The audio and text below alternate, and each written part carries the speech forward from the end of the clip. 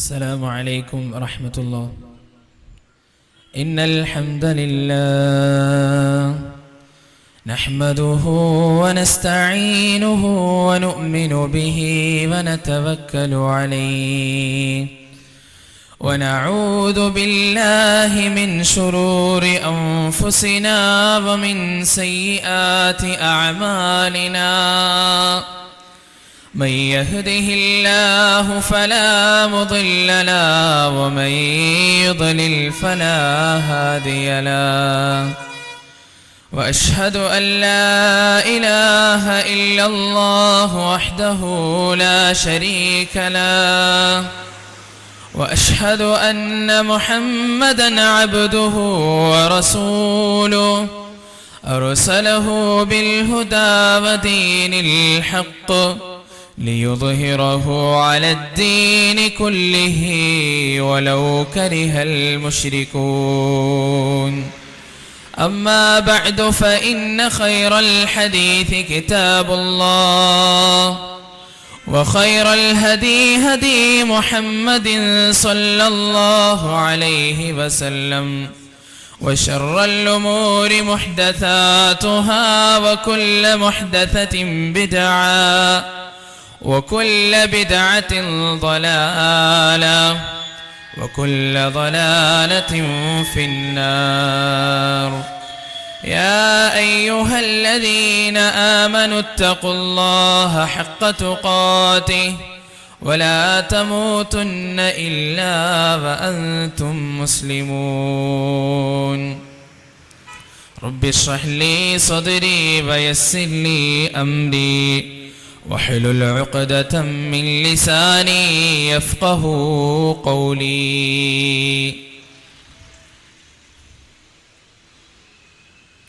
എൻ്റെ ശബ്ദം ശ്രവിക്കുന്ന വേദിയിൽ ഉള്ളവരും ഇല്ലാത്തവരുമായ പ്രിയപ്പെട്ട നാട്ടുകാരെ, ദൈവത്തിൻ്റെ വിധിവിലക്കുകൾ ജീവിതത്തിൻ്റെ നാനാഭാഗങ്ങളിൽ പാലിച്ച് കഴിയണമെന്ന് ആദ്യമായി ഓർമ്മപ്പെടുത്തുകയാണ്. ഇന്ത്യൻ ഭരണഘടനയുടെ പ്രിയാമ്പിളിൽ ഇന്ത്യൻ ജനത സമ്മതിക്കുന്ന ഒരു കാര്യമുണ്ട്. Sovereign socialist secular democratic republic. അതാണ് ഇന്ത്യൻ ഭരണഘടനയുടെ രീതി. ഇത് നമുക്കെല്ലാവർക്കും വളരെ വ്യക്തമായി അറിയാവുന്ന കാര്യമാണ്. നമുക്കറിയാം, ലോകത്ത് ഒരുപാട് രാഷ്ട്രങ്ങളുണ്ട്. പക്ഷേ ഏറ്റവും വലിയ ലിഖിത ഭരണഘടന നമ്മുടെ ഇന്ത്യയിലേക്കാണ്. മാത്രമല്ല, മതപ്രഭാഷണത്തിനും ഏറ്റവും കൂടുതൽ സ്വാതന്ത്ര്യം ലഭിക്കുന്നതും ഇന്ത്യ എന്ന രാജ്യത്തിലാണ്. അതൊരു വലിയ അനുഗ്രഹമാണ്. ഖേദകരമെന്ന് പറയട്ടെ, ആ അനുഗ്രഹം തകർന്നുകൊണ്ടിരിക്കുകയാണ്. ഫണ്ടമെന്റൽ റൈറ്റ്സ്, മൗലികാവകാശം, ആർട്ടിക്കിൾ 23, 24 പ്രകാരം ഇന്ത്യയിലുള്ള ഏതൊരു പൗരനും അവന്റെ ആദർശം, അവന്റെ മതം, അവൻ സ്വീകരിക്കുന്ന അവന്റെ ആശയങ്ങൾ അത് ആചരിക്കുവാനും അത് പ്രചരിപ്പിക്കുവാനുമുള്ള സ്വാതന്ത്ര്യമുണ്ട്. അത് നമ്മുടെ രാജ്യത്തിൽ മാത്രമേ കാണുവാൻ സാധിക്കുകയുള്ളൂ. നമുക്കറിയാം, സൗദി അറേബ്യ, അവിടെ പ്രബോധനത്തിന് സ്വാതന്ത്ര്യമില്ല. അവിടെയുള്ള ആദർശങ്ങളും മതങ്ങളും പറഞ്ഞു കൊടുക്കുവാനുള്ള സ്വാതന്ത്ര്യം സൗദി അറേബ്യ പോലെയുള്ള രാജ്യങ്ങളിലില്ല. അതുപോലെ തന്നെ ചൈന, അവിടെ സോഷ്യലിസമാണ്. അവിടെ സ്വന്തമായുള്ള ആദർശം, പൗരന്മാർക്കുള്ള ആദർശം മറ്റുള്ളവർക്ക് പറഞ്ഞു കൊടുക്കാനോ ആചരിക്കുവാനോ ഉള്ള സ്വാതന്ത്ര്യമില്ല. ആ തരത്തിൽ നോക്കുകയാണെങ്കിൽ എത്രയോ അനുഗ്രഹീതമായ, എത്രയോ ശ്രേഷ്ഠമായ, എത്രയോ ഉന്നതമായ ഒരു രാജ്യത്തിലാണ് ഞാനും നിങ്ങളും ജീവിച്ചു കൊണ്ടിരിക്കുന്നത്. പക്ഷേ ഞാൻ പറഞ്ഞു, ഖേദകരമായി കൊണ്ട് തന്നെ അങ്ങേയറ്റം ഖേദിക്കേണ്ട ഒരു കാര്യം, ഈ സെക്യുലറിസം, ഇന്ത്യയുടെ മതേതരത്വം തകർക്കാൻ ശ്രമിക്കുന്ന ഒരുപാട് ആളുകളെ നമുക്ക് കാണുവാൻ സാധിക്കും. മുസ്ലിങ്ങൾക്കിടയിൽ നമുക്ക് കാണുവാൻ സാധിക്കും, ഹിന്ദുക്കൾക്കിടയിൽ നമുക്ക് കാണുവാൻ സാധിക്കും. എല്ലാവർക്കിടയിലും മതേതരത്വത്തെ, ഇന്ത്യയിലെ സെക്യുലറിസത്തെ തകർക്കുവാനുള്ള പ്രവണതയും പ്രവർത്തനങ്ങളും നമുക്ക് കാണുവാൻ സാധിക്കും. മംഗലാപുരം പോലെയുള്ള ഭാഗങ്ങളിൽ ന്യൂനപക്ഷങ്ങൾക്കെതിരായ കൂടുതലുള്ള സമ്മർദ്ദങ്ങൾ, കണ്ണൂർ പോലെയുള്ള ഭാഗങ്ങളിൽ ഹിന്ദു സമൂഹത്തിനെതിരായി മുസ്ലിമീങ്ങളുടെ വികാരം ഇളക്കിവിടുക, ഇങ്ങനെയുള്ള വൃത്തികെട്ട പ്രവണതകൾ കാണുവാൻ നമുക്ക് നല്ലവണ്ണം സാധിക്കും. ഒരു നൂറ്റാണ്ട് കാലം ബ്രിട്ടീഷുകാർ ഇന്ത്യ ഭരിച്ചു. ഒരുപാട് കാലം ആ ഇന്ത്യ സ്വാതന്ത്ര്യത്തിലേക്ക് കാലെടുത്തു വെച്ചത് ഹിന്ദുവിന്റെയും മുസ്ലിമിന്റെയും ക്രിസ്ത്യാനിയുടെയും കൈകൾ കോർത്തു പിടിച്ചുള്ള പ്രവർത്തനം കൊണ്ടായിരുന്നു. അന്ന് വർഗീയവാദമുണ്ടായിരുന്നില്ല, അന്ന് മതവാദമുണ്ടായിരുന്നില്ല. മതത്തിന്റെയും വർഗത്തിന്റെയും ജാതിയുടെയും പേരിൽ മനുഷ്യൻ തമ്മിലടിച്ചിരുന്നില്ല. അതുകൊണ്ട് തന്നെ സാമ്പത്തികമായി അടിത്തട്ടിലിരുന്ന ഇന്ത്യയെ കൈപിടിച്ചുകൊണ്ട് മുകളിലേക്ക് ഉയർത്താൻ ഇന്ത്യൻ സമൂഹത്തിന് കഴിഞ്ഞു, അല്ലെ? മറ്റൊരു രാഷ്ട്രത്തിനെയും അതുപോലെ നമുക്ക് കാണുവാൻ സാധിക്കില്ല. R.C. ദത്ത് എഴുതിയ എക്കണോമിക് ഹിസ്റ്ററി ഓഫ് ഇന്ത്യ എന്ന പുസ്തകത്തിലൂടെ ഇന്ത്യയുടെ എക്കണോമിക് ചരിത്രം, ഇന്ത്യയുടെ സാമ്പത്തിക ചരിത്രം നമുക്ക് മനസ്സിലാക്കുവാൻ സാധിക്കും. അധപ്പതനമാണ്.